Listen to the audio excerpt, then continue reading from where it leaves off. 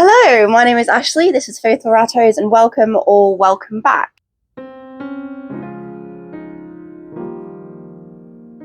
So in today's video, I'm going to be talking to you about something kind of sad, and trigger warning, I'm going to be speaking about trauma, I'm going to be speaking about rat death, euthanasia, and mental health kind of vibes. So if you are not in the headspace to watch that right now, please don't.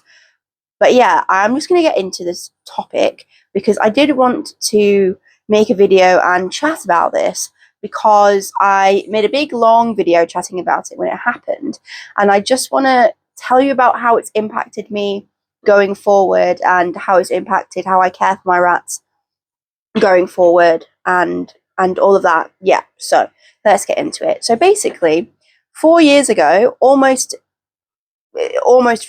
to the week, it started, all the symptoms and things started on the 11th of July in 2022, and my outbreak of bordetella took the lives of 6 of the 8 rats that we had at the time, and it was a horrendous week. It is probably the worst thing that I've experienced when it comes to the rats over this past almost 6 years of us keeping rats, and there is a lot that I could say about this, but I'm going to start with the real hard nitty gritty truth of it. It caused a huge anxiety flare for me. It was really bad. Personally, I've always been worse dealing with my rats being sick than when they pass away. Obviously, I'm sad and I grieve when they're gone, but for me, I struggle way more when they're sick. Is it the right call? Am I doing the right thing? Are they okay? Are they suffering? All of that is way worse for me.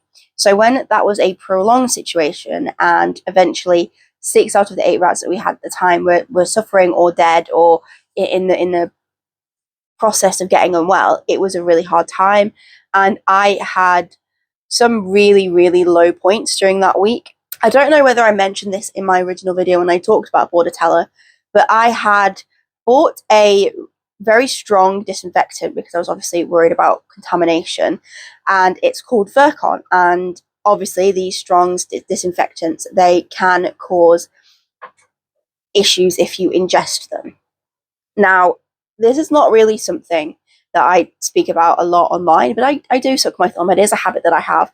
It's one that many a times during my life I've tried to stop, and I know the negative impact of it with your jaw and your teeth, etc. But it's one of those things that I really can't budge. And especially when I'm tired, upset, or stressed in any way, I definitely rely on it a lot more. So, as you can imagine, it was something that I was doing that week. And I hadn't been eating, I hadn't been drinking properly, I had been going backwards and forwards to the vet, sitting in the room, staring at my rats being unwell, making the decision to have them put to sleep. Plus, it was also the heat wave of 2022. So I was stressed about that as well, trying to keep my rats cool. It was a whole thing. So when I, for some reason, had this thought that I had handled the Virkon and then sucked my thumb, I got myself into a really deep anxiety spiral pit situation. And because I felt unwell, and this was very obviously due to the fact I hadn't really eaten a week, I hadn't really drank properly in a week, I hadn't slept properly, all the things, I convinced myself that I had ingested this disinfectant and that I was having really bad symptoms because I was feeling very unwell. And it was that bad that I called 111, and instead of being contacted by a medical professional, I was contacted by a mental health nurse. It's not funny. It was really sad. Looking back, I can see the humor in the situation. However, it just goes to show just how bad I was. I didn't really share much of this online when it was happening. I didn't share much of what was going on when it was happening, but I didn't really share much of my sort of mental headspace about it when it was happening or after, really. Over the past few years, I have mentioned it, and I've said in videos and things that it was the worst week of my life when it comes to rat keeping. but I haven't really been open and honest and said this. But yeah, it was really, really bad, and that was when my GP prescribed me anti-anxiety medication. And yeah, it was really bad, really, really bad. I just share this because I want you to know that even people who look like they have it all together, and even people who look like they deal with things well, we can and we do have these times where we are really, really unwell mentally, and that is what happened to me. And I don't feel like I shared enough about this side of it, and obviously that did impact me long term when it came to my rats. I did then suffer from, don't quite know how to describe it, but I was very, very tapped out of the rats for a long while. I was obviously looking after them and giving them the attention that they need, but emotionally, I was just not there, especially after. So I don't know whether you who is watching this right now was around back then, but I had recently taken on some babies from my friend, and I was really excited to get to know them, and they just finished intros like 1 or 2 weeks before this started to happen. And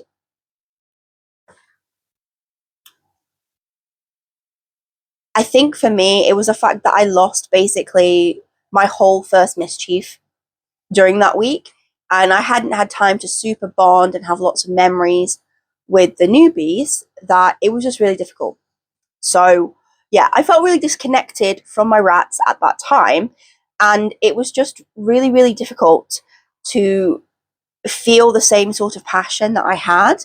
And the thing that really brought it back was my rat Plum, who you probably know about. He is in my logo. His ears are tattooed on my wrist. And I got sent a picture of him when he was 2 weeks old, just as he opened his eyes, I'm pretty sure. And I fell in love with him. And I tried so hard to not like fixate on him, to not get this bond to him, because anything could happen. 2 weeks old is very, very young. Anything can happen at that age. And girls, can you not? That is the food for the babies. So yeah, I was trying to prepare myself for not getting super attached to him. It did work out. I brought him home, and I brought home two of the baby rats at the same time. This was in about, I want to say, October of 2022. So like a long time after the end of the sort of period of illness, etc. And he died. He died about a week after I had him, and it was very sad, very traumatic. It was not good. It was very sad. However, that little rat and the hope that that little rat brought me is what got me out of that funk, and is what has sort of,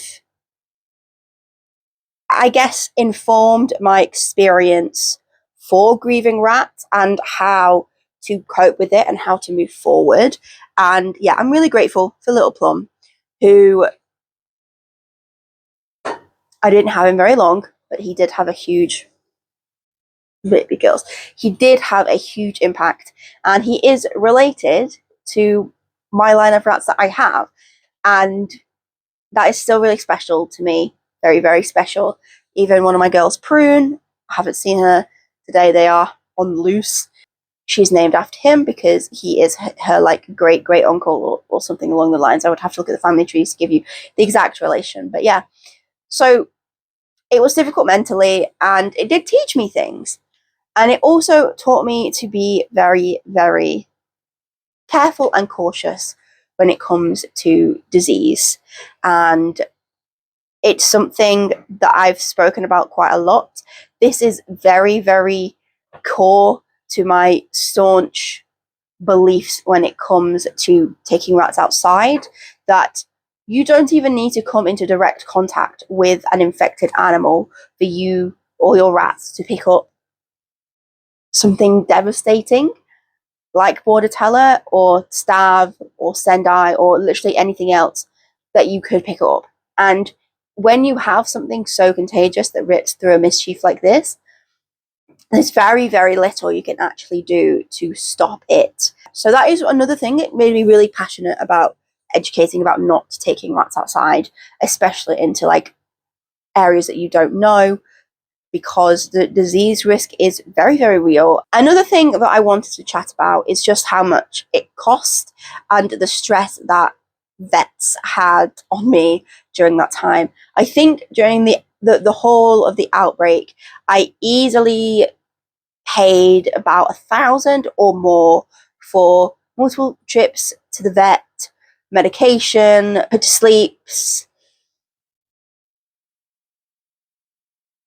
prescriptions, and also a necropsy. It's expensive. And the other major stress that I had during this period was that the emergency vet that I was able to access had no idea what they were doing in terms of rats. I had to go there, have my rats examined, talk to my mobile vet, Adele, who's wonderful, excellent. Without her, I don't know how I would have gone through this. But having to be the middleman between somebody who knows what they're talking about and a practice that didn't was really difficult. And that's one of the things that you have that you have to deal with when it comes to rats, is that vets, especially emergency vets, often do not know the hell they're talking about, and it can be really difficult to get adequate care. And that was a really big stress during that time as well. And as I mentioned, Adele from Where the Small Things Matter, the small pet vet, without her, I don't know what I would have done. She really, really helped with trying to figure out what was going on, with accessing extra support like the necropsy and things like that. And without her, I don't know. I think it would have been way worse to deal with mentally. She was a really big help during that time. And I just want to say thank you, Adele, because it was really hard. And without you, we would have been way worse off. And on the vet front, another thing that I learned during this is when to say enough is enough. I had to make that decision 6 times. The first one, it was pretty quick. It was it was really, really stressful and sad. But the others were quite, I think, harder decisions in certain ways, because they required a lot of thought and taking into consideration a lot of different factors. But one of the biggest regrets I have with my rat keeping is that one of my rats, Akatosh, who was the second rat to pass away during the outbreak, he suffered. He was on oxygen a long time without getting any better.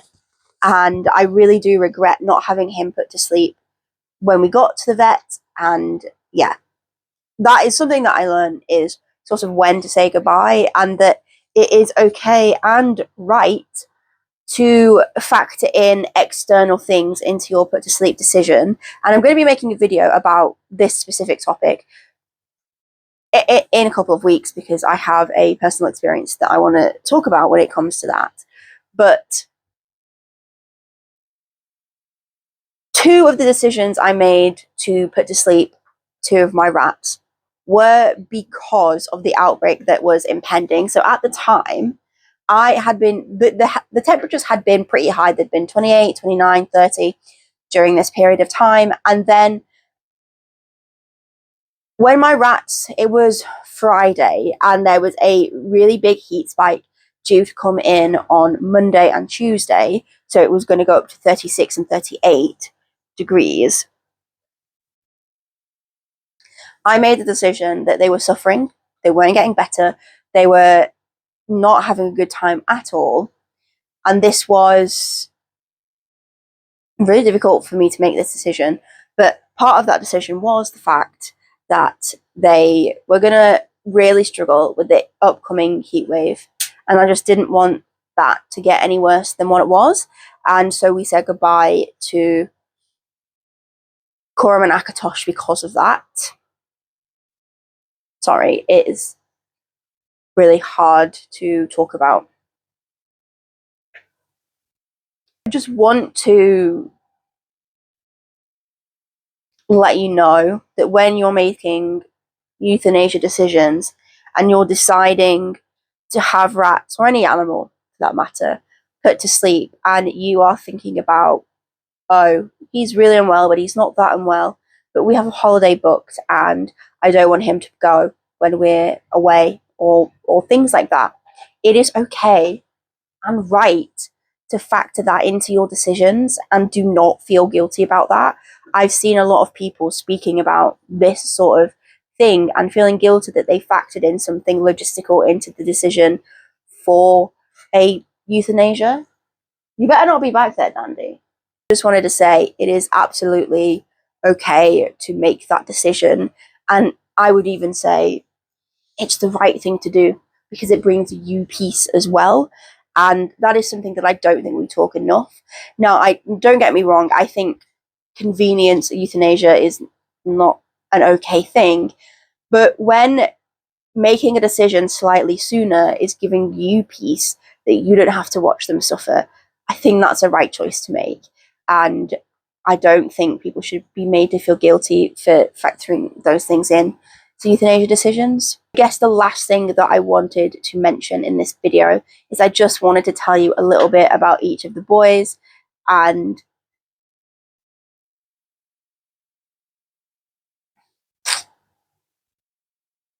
show you some pictures of them. So the first one to go was Periite, and he was an agouti roan that we had rehomed from a family who was struggling to look after him and his brother, and he was my heart rat at the time. So obviously this started off pretty much the worst way it could start off, like the worst rat for it to start with, it started with. That was really traumatic.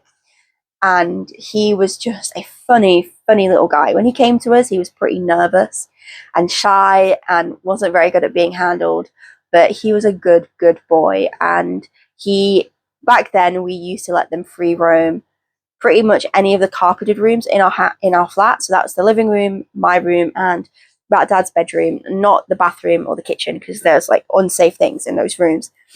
And every time, if I would go to my room and shut the door to try and like be by myself or something, he would like scratch at the door to try and get me. And if I wasn't in and Rat Dad had them out by themselves, he would like scratch at my door or go looking for me in my room.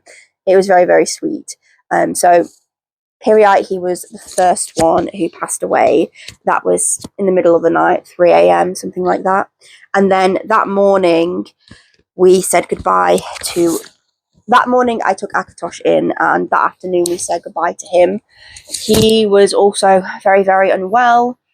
It was not good. And because by that point, it had gone downhill really, really fast. We had 2 other rats at home with minor symptoms, and Akatosh was in a really bad way. We had decided to get the post-mortem, so Akatosh was post-mortemed, and it was because of that post-mortem that we were able to know for sure what we were dealing with and that we were doing the right things. And so without him, we wouldn't have the answers and the treatment options that we had because of him.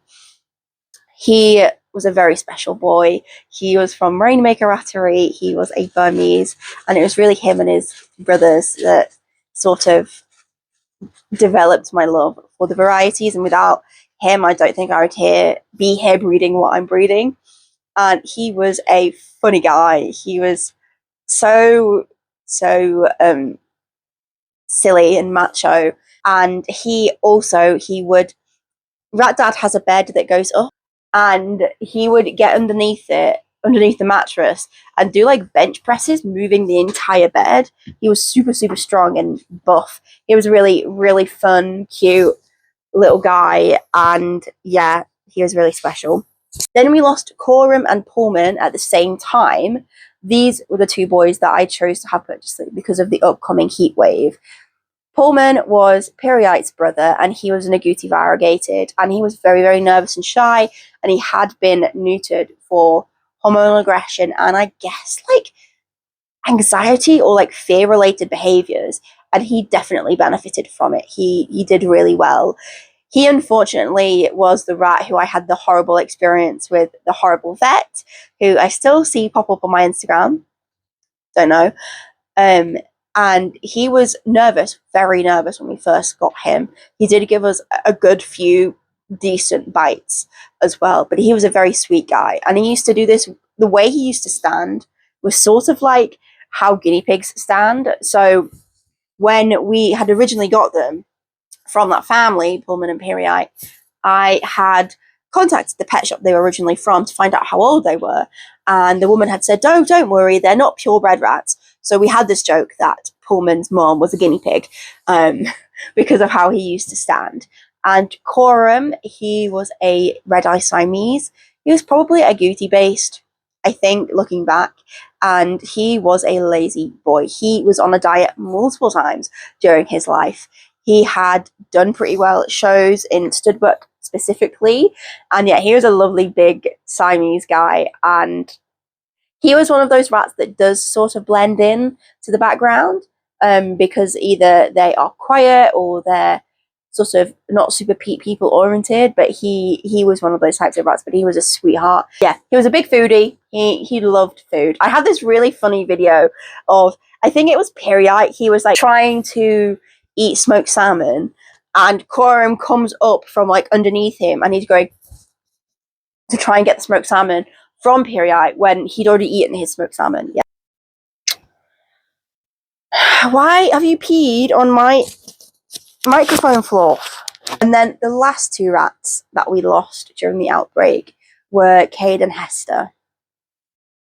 And Cade and Hester were our first two rats. We did unfortunately get them from Pets at Home, but they were wonderful, wonderful boys. And honestly, the best rats we could have started off keeping rats with. Cade was always very friendly, very people oriented. Just he was such a good boy, and he was Rat Dad's heart rat.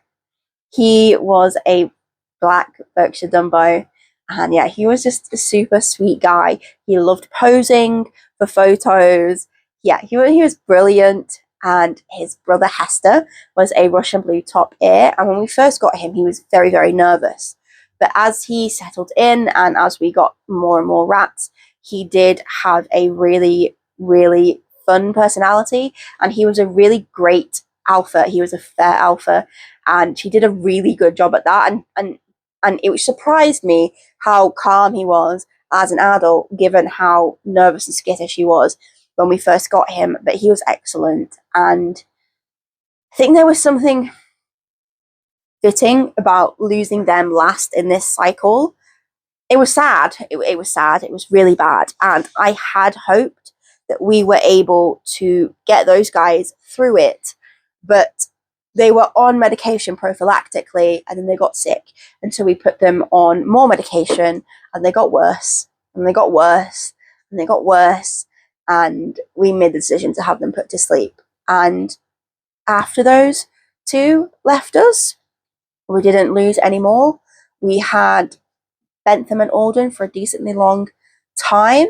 After that, Bentham, he passed away, I think he was 22-ish months. He had an ear infection that we think got into his brain. And Aldwin, he stuck around for a long time. I'm pretty sure he was 30 months old when he passed away. And he was put to sleep because there was a lot of things going on with him. He had this abscess in his eye or his face. It was kind of here and it started draining out of his eye at some point, and he was on really strong antibiotics for that. And then he had a seizure one night, which he only ever had that one, but he missed the antibiotics and the steroid I think he was on that day because I didn't want to have to syringe him when he was recovering from the seizure because he was in a pretty bad state. And then he recovered from the seizure fine, but I think missing a couple of doses, or I think it was 1 or 2 doses of the antibiotics that he missed, he ended up, his abscess got really bad and his jaw went out of place and he got really skinny. And so we decided, and he couldn't eat properly because his jaw went out of place because of the abscess. So we decided to have him put to sleep. But he was a best boy too. He was wonderful, lovely. And it was really, really hard for me when he passed away, because it was like losing that entire group that we lost during the outbreak again. which is again why my line is so special to me, because those rats, Aldwin, Bentham, Coram, Akatosh, that were there through that, and Plum, who got me through the aftermath of that, that's the line I'm breeding with, or at least partially. And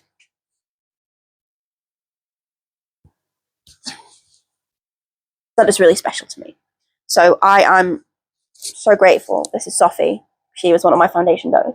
I'm so grateful to still have them around in a little way. And I guess that's a good place to end this video.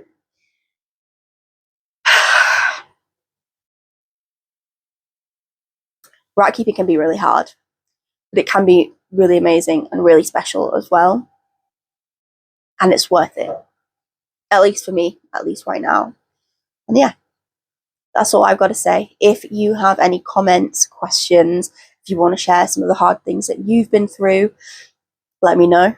And I am sure this will be a lovely place to share that and have a cathartic experience. And yeah, thanks so much for watching this video. If you want to stick around, you could subscribe and check out my other videos about my rat care experiences, vlogs, videos about breeding rats, all the things. And yeah, thanks so much for watching this video, and we'll see you in the next one. Bye!